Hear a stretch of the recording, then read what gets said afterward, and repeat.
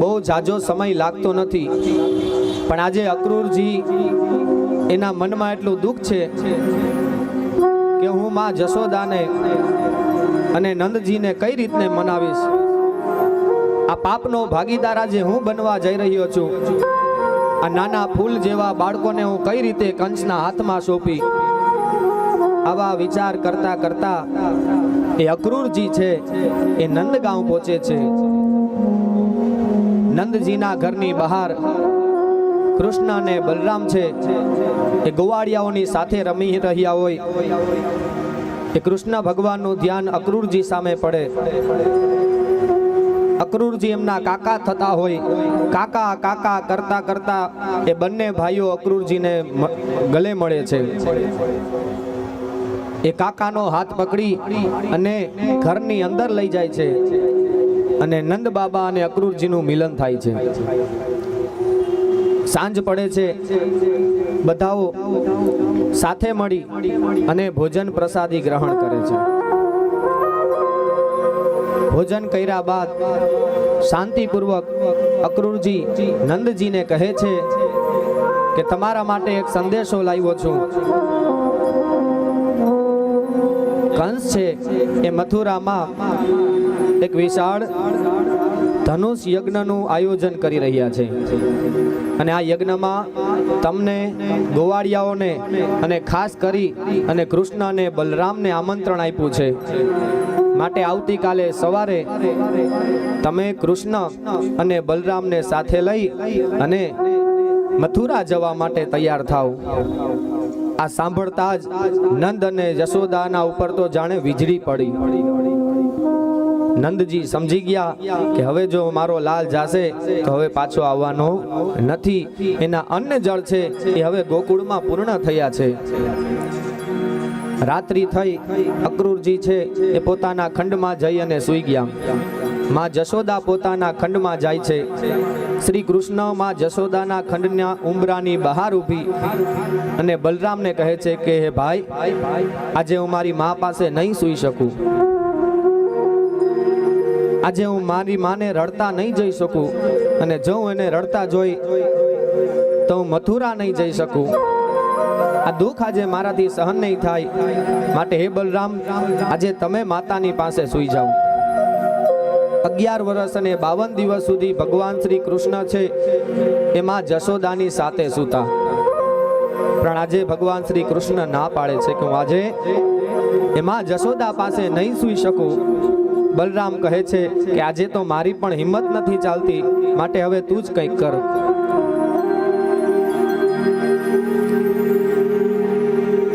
એ પછી ભગવાન શ્રી કૃષ્ણચંદ્ર પરમાત્મા માં જશોદાની પાસે જાય છે. માના ખોડામાં માથું રાખી અને કહેવા લાગ્યા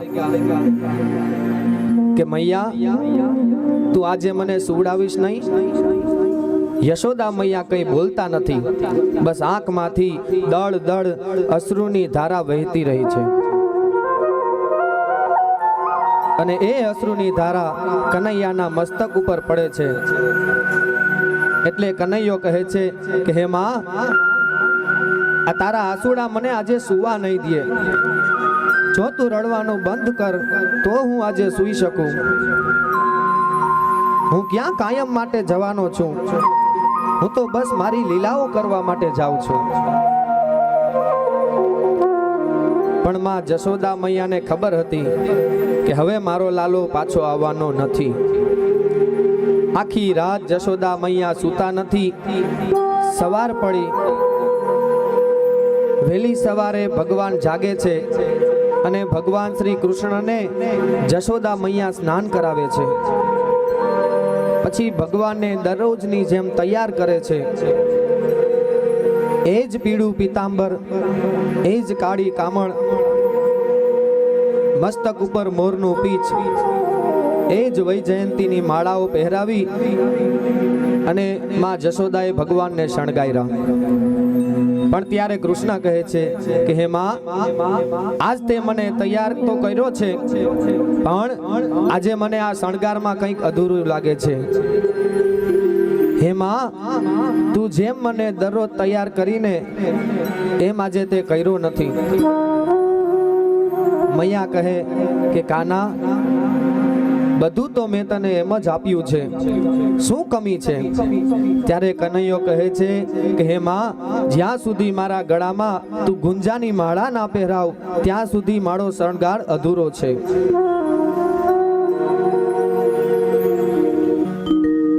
કૃષ્ણ કૃષ્ણ કૃપાલો તવ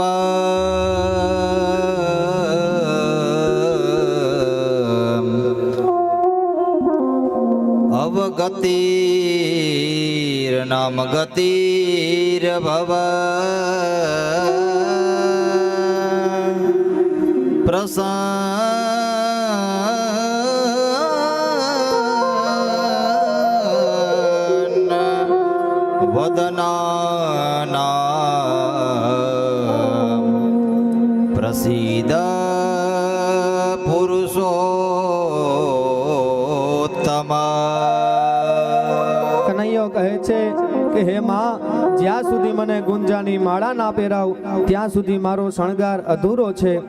માં યશોદા કહે છે કે હે કનૈયા, આજે હું તને ગુંજાની માળા નહીં પહેરાવું, કારણ કે આજ પછી તું આ જગતનો રાજા બનવાનો છે. એ પછી તને મોટા મોટા રાજા મહારાજાઓ મૂંગા મૂંગા પુષ્પના હાર પહેરાવશે, પણ જ્યારે કોઈ તારો ભક્ત તને ગુંજાની માળા પહેરાવશે ત્યારે તને મારી યાદ આવશે, અને ત્યારે તને આ માં તારી યાદ આવશે. ભગવાનને આ સાંભળી અને રડવું આવે છે, પણ ભગવાન સમજી ગયા કે આ સમયે મારાથી રડાય નહીં. જો હું રડીશ તો આ દુઃખ છે, આ આઘાત છે, એ મારી માતા સહન નહીં કરી શકે. અક્રૂરજી કહે છે કે હે પ્રભુ, હવે ચાલો, બહુ મોડું થઈ રહ્યું છે, હવે વાર ના લગાડો. ત્યાં તો ભગવાન કહે છે કે કાકા, થોડી વાર ઉભા રહ્યો, હું ગૌશાળામાં જઈ અને મારી ગાયોને મળી આવું. દિલ તો તારી પાસ છે, હું દૂર છું, કોને કહો આંધીમાં અટવા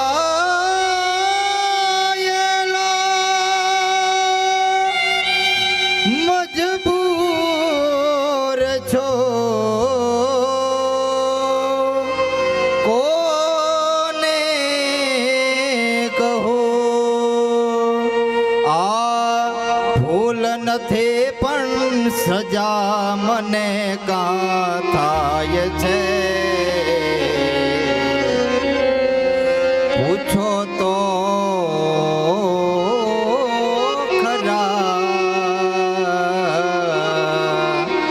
ઘાયલને શું થાય છે, પૂછો તો ખરા ઘાયલને શું થાય છે. અને પછી પરમપિતા પરમાત્મા શ્રી કૃષ્ણ એ સમયે ગાયોને મળવા જાય છે. ત્યારે ગૌરી, એ ગંગા, એ કાલિંદી, એ બધી ગાયોની આંખોમાંથી દળ દળ આંસુરા વહી રહ્યા હતા. નાના નાના વાછડાઓ પણ રડી રહ્યા હતા. એ બધી ગાયો ભગવાનને ખૂબ જ વાલી હતી. અરે ગૌરી ગાયનું દૂધ ના પીવે ત્યાર સુધી ભગવાનને રાત્રે ઊંઘ પણ ન આવતી. અને આજે એ ગાયની આંખોમાં કરુણા ભગવાને જોઈ. એક એક ગાયને ભગવાન ગળે મળે છે અને ભગવાન રડવા લાગ્યા. રાધા હું પુકારો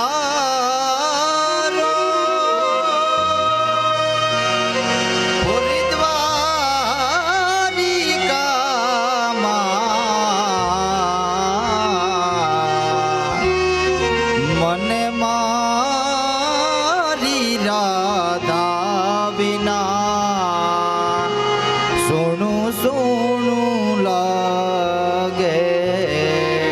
પછી એ ભગવાન ગાયોને કહે છે કે હે ગાય માં, આજે હું તમને એક વચન આપું છું કે જે કોઈ ભક્તો તમારી સેવા કરશે એના ઘરમાં હું સદાયને માટે વાસ કરી, એના ઘરમાં હું સદાયને માટે વાસ કરીશ. ગાયોને વચન આપી શ્રી કૃષ્ણ ભગવાન અક્રૂરજીના રથમાં બેસે છે. યશોદા મૈયા બહાર નીકળી અને ઘરને ફળિયા સુધી પણ આવી શકતા નથી. રથમાં બેસી અને અક્રૂરજી હજી રથ ચલાવવા જાય ત્યાં તો ગોકુળની ગોપીઓ આવી અને રથની આગળ સૂઈ જાય છે. અક્રૂરજી કહે છે કે હે કાના, હવે આ ગોપીઓને હું મનાવી ના શકું, તું જ નીચે ઉતર અને આ ગોપીઓને મનાવ. અને ભગવાન રથ ઉપરથી નીચે ઉતરશે. ઓ ફૂલ પૂછે છે ભમરાને, ભમરો વાત વહે છે ગુંજનમાં. માધવ ક્યાંય નથી મધુવનમાં. ગોપીઓને કનૈયા મનાવતા મનાવતા કહે છે હે ગોપીઓ, હવે રડવાની જરૂર નથી. હવે આ ગોકુળમાં મારા અન્ન અને જળ પૂર્ણ થઈ ગયા, મને આગળની લીલાઓ કરવા માટે જવા દો. પણ ગોપીઓ કનૈયાને કહે છે કે હે કાના, જો આમ તારે અમને છોડીને જવું તું તો તારે અહીંયા આવવાની શું જરૂર હતી? હવે તો તારા રથના પૈડા અમારા હૃદય ઉપર ચલાવ, અને હવે અમારો જીવ જાય તો જ અમે તને જવા દઈએ, પણ આજે અમે તમને જવા ન દઈએ. થોડી વાર થઈ અને પ્રભાવતી આવી અને એ પણ કહેવા લાગી કે હે કાના, જે દિવસે તે મારા ઘરમાં માખણની ચોરી કરી તે દિવસે મેં જોરથી તારો હાથ પકડેલો. જો તે દિવસે તને બહુ પીડા થઈ હોય તો આજે તું મને માફ કરજે. ભગવાન કહે છે કે હે ગોપીઓ, હું તમને વચન આપું છું, હું આ ધરતી છોડીને જઈશ એ પહેલા એક વખત તમને મળવા આવીશ. માંડ માંડ હજી તો ભગવાન ગોપીઓને મનાવી અને રથમાં બેસે છે. અને જ્યાં રથ થોડો આગળ ચાલ્યો ત્યાં તો ઓસરીના ટેકે ઉભેલી એ માં જશોદાને કંઈક યાદ આવ્યું. એ રડતી રડતી આંખો લઈ અને જશોદા મૈયા દોડતા દોડતા એ કનૈયાની પાસે આવે છે અને કહે છે કે હે અક્રૂરજી, એક ક્ષણ માટે રથ ઊભો રાખો, હું કનૈયાને કંઈક કહેવા માંગુ છું.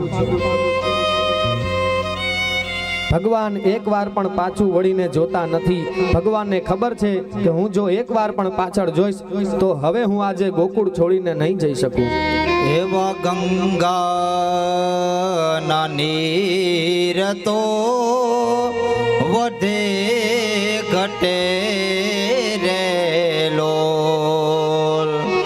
સરખો મારી માના પ્રેમનો પ્રવાહ જો આ જનની જોડ સખે નહીં જડે રેલો.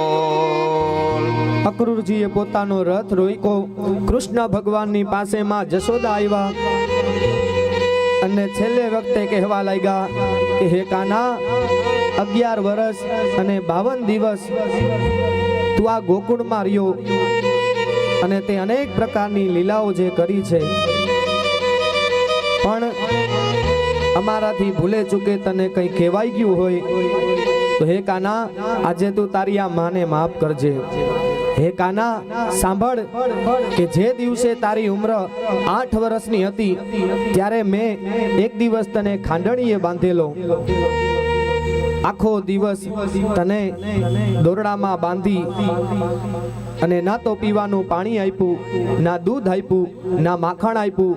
અને સાંજે જ્યારે મેં દોરડું ખોલ્યું ત્યારે તારા પેટમાં એ દોરડાના નિશાન પડી ગયા હતા. માટે હે કનૈયા, એ ભૂલને તું ક્ષમા કરી દેજે, એ વાત તું ક્યારેય યાદ ના કરતો. ત્યારે ભગવાન કહે છે કે હે માં, આ જગતની બધી વસ્તુઓ ભૂલી જાઉં, હું ગોપીઓને ભૂલી જાઉં, માખણને ભૂલી જાઉં, પણ તે જે દિવસે મને ખાંડણિયામાં બાંધ્યો ને એ હું ક્યારેય ના ભૂલી શકું. એ તારા દીકરાને બાંધવા માટે તો આખા જગતમાં ઋષિ મુનિ બ્રહ્માદિ દેવતાઓ હજારો વર્ષો સુધી તપ કરે છે, તો પણ હું કોઈના બંધનમાં બંધાતો નથી અને તે તારા પ્રેમથી મને બાંધી દીધો. ગોકુળની બહાર પછી એ રથ જાય છે અને કનૈયો અક્રૂરજીને કહે છે કે હે કાકા, રથ ઊભો રાખો, મારે હજી કોકને મળવું છે. હું બધાયને મળ્યો છું પણ હજી મારી રાધાને મળ્યો નથી. પુરાણો કહે છે કે એ અંત સમયે ભગવાન જ્યારે રાધાને મળવા માટે જાય છે ત્યારે રાધાજી કંઈ પણ બોલી શકતા નથી. કનૈયો કહે છે કે હે રાધે, હવે હું ગોકુળ પાછો આવીશ નહીં. તારે કંઈ બોલવું હોય તો આજે તું બોલી દે. આ દિલ તો તારી પાસ છે, હું દૂર છું. કોને કહો આંધીમાં અટવા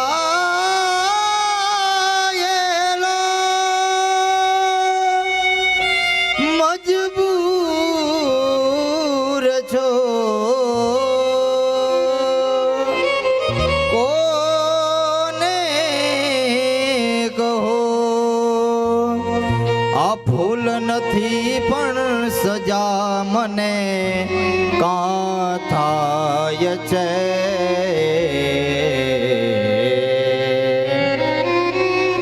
પૂછો તો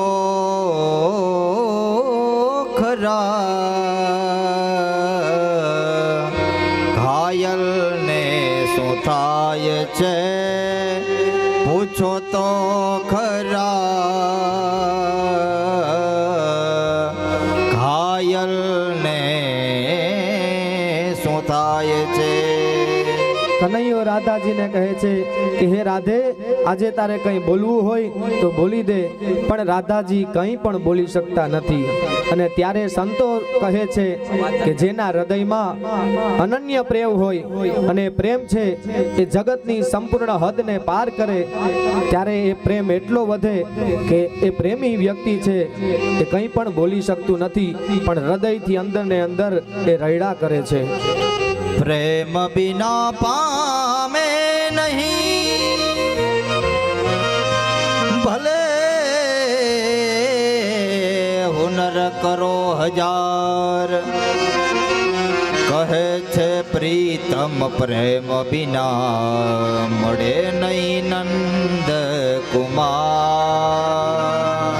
અંત સમયે રાધાજી કંઈ બોલતા નથી, પણ કનૈયો રાધાજીને કહે છે કે હે રાધે, આજે હું ગોકુળ છોડીને જાઉં છું, પણ તને 3 વસ્તુ આપતો જાઉં છું. ત્યારે ભગવાને પોતાની વાંસળી છે એ રાધાજીને આપી. હે રાધે, હાલે આ વાંસળી તું રાખ. હવેથી આ કનૈયો જીવનમાં ક્યારેય વાંસળી નહીં વગાડે. હવે તો મારે આ મોટા મોટા યુદ્ધોમાં શંખના નાદ કરવાના છે, સુદર્શન ચક્રો ચલાવવાના છે. હવે મારે આ વાંસળીનું કંઈ કામ નથી. મુરલીધરા